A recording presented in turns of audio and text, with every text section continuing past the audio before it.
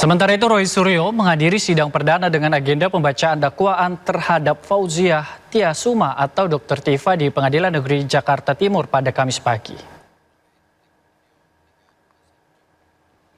Roy Suryo hadir memberikan dukungan moral kepada Dr. Tifa di sela-sela dirinya menunggu jadwal sidang pra-peradilan terkait kasus yang menjeratnya, yang juga digelar pada hari ini.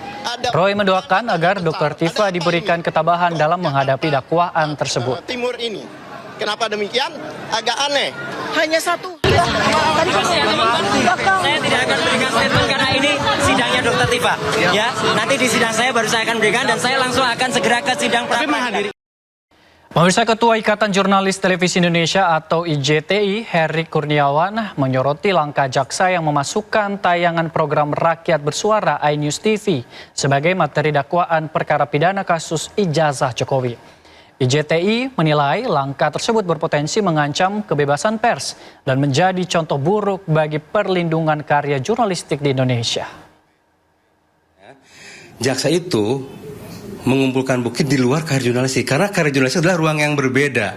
Gitu, dia bisa diberikan sebagai alat bukti, sebagai barang bukti di pengadilan. Ini akan sangat berbahaya sekali bagi pelindungan kemerdekaan pers di Indonesia. Ini akan menjadi sebuah presiden yang buruk.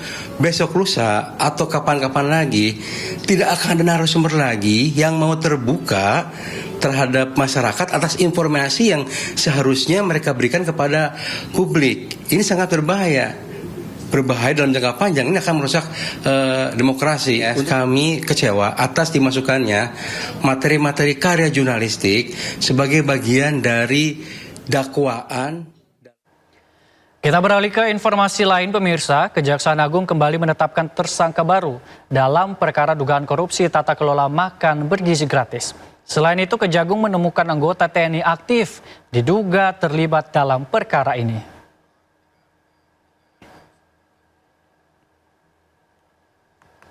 Anggota TNI aktif yang diduga terlibat berinisial BU dengan pangkat kolonel. Dirdik Jampitsus juga mengungkap tersangka ketujuh korupsi makan bergizi Brigjen Pol Lalu Muhammad Iwan, LMI. LMI adalah personel kepolisian aktif yang berdinas di BGN. Sebelumnya, Kejagung telah menetapkan 6 orang sebagai tersangka dalam kasus korupsi MBG.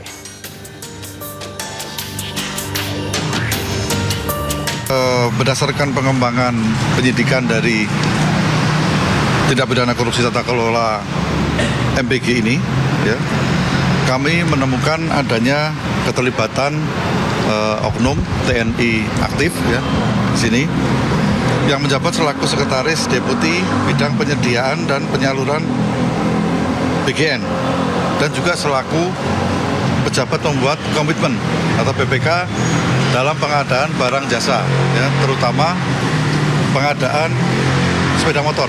Penanganan terhadap oknum tersebut, yaitu saudara BU, itu dilaksanakan secara koneksitas bersama dengan penyidik pada Jaksa Agung Muda Militer. Ya. Pada beberapa waktu yang lalu, beberapa hari yang lalu, kami menetapkan satu orang tersangka lagi, ya, satu orang tersangka lagi. Kita beralih ke informasi lainnya, pemirsa. Gubernur DKI Jakarta meninjau langsung proses pembangunan flyover Latu Menteng di Jakarta Barat. Pemerintah Provinsi DKI Jakarta menargetkan proyek ini rampung pada 15 Desember 2026 untuk mengurai kemacetan dan meningkatkan keselamatan di kawasan perlintasan kereta api. Gubernur DKI Jakarta Pramono Anung meninjau pembangunan flyover Latu Menteng di Jakarta Barat pada Kamis 2 Juli 2026. Proyek ini menjadi salah satu prioritas pemerintah Provinsi DKI Jakarta karena berada di titik kemacetan akibat perlintasan sebidang kereta api. Pramono menyebut pembangunan flyover menjadi prioritas setelah banyak menerima keluhan masyarakat terkait kemacetan di kawasan Grogol, Pluit, Selipi, dan sekitarnya. Hingga saat ini progres pembangunan telah mencapai 55,2% dengan nilai proyek sekitar 256 miliar rupiah dan ditargetkan selesai pada 15 Desember 2026. flyover yang paling ditunggu di Jakarta. Karena apa? Di sini ini kalau dilihat pagi, sore, siang selalu kemacetannya tinggi sekali. Maka ketika saya mendapatkan usulan tentang flyover Latu Menteng untuk segera dikerjakan, saya menyampaikan bahwa ini menjadi prioritas utama untuk mengurai kemacetan di daerah Grogol, Pluit, Selipi, dan sebagainya. Dan sekarang ini progresnya sudah 55,2%. Budgetnya 259 miliar rupiah. Ini salah satu proyek prioritas pemerintah DKI Jakarta yang saya harapkan akan bisa selesai tanggal 15 Desember. Anggota DPRD DKI Jakarta Hardianto Kenneth mengatakan pembangunan flyover berawal dari aspirasi warga yang disampaikan saat reses. Menurutnya selain mengurai kemacetan, proyek ini juga diharapkan menekan risiko kecelakaan di perlintasan kereta api. Ia optimis kemacetan di kawasan tersebut dapat berkurang hingga 30-40%. Kehadiran flyover Latu Menteng diharapkan meningkatkan kelancaran dan konektivitas transportasi di Jakarta Barat. Pertama kan saya buat reses. Jadi reses itu kan adalah acara serap aspirasi masyarakat. Nah saya ingat saya buat di belakang ini nih. Di belakang sini warga minta supaya ada flyover. Sebenarnya bukan flyover, gimana caranya bisa mengurai kemacetan di pintu kereta ini. Nah saya diskusi akhirnya menemukan solusi. Berarti harus dibangun flyover. Nah pada saat itu anggarannya nggak ada 2024. Dari Dinas Bina Marga mereka menyanggupi awalnya untuk membuat kajian dulu, karena memang kan prosedurnya kan harus ada kajian dulu kan, jadi buat kajian dulu, setelah itu baru masuk ke lelang fisik. Nah, lelang fisik, sosialisasi dan lain-lain. Nah, pada akhirnya ya adalah pembangunan. Ya pemirsa, setelah didakwa melakukan tindak pidana fitnah dan pencemaran nama baik Presiden ke-7 Republik Indonesia Joko Widodo, Dr. Tifa sebut poin dakwaan tidak relevan dan akan ajukan perlawanan. Usai jalani sidang dakwaan, Dr. Tifa bersama 25 kuasa hukumnya menghampiri awak media untuk memberikan respon terkait hasil sidang. Dr. Tifa beropini bahwa dakwaan tindak pidana fitnah dan pencemaran nama baik terhadap Joko Widodo adalah hal yang tidak relevan.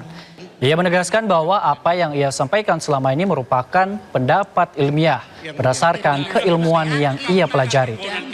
Selain itu pemirsa, Dr. Tifa juga menyampaikan satu-satunya cara untuk membuktikan dirinya melakukan pencemaran nama baik yakni dengan menunjukkan ijazah asli Joko Widodo di persidangan secara langsung. Merespon hal tersebut, kuasa hukum Joko Widodo Yakub Hasibuan tegaskan ijazah Joko Widodo dari SD hingga bangku perkuliahan akan ditunjukkan.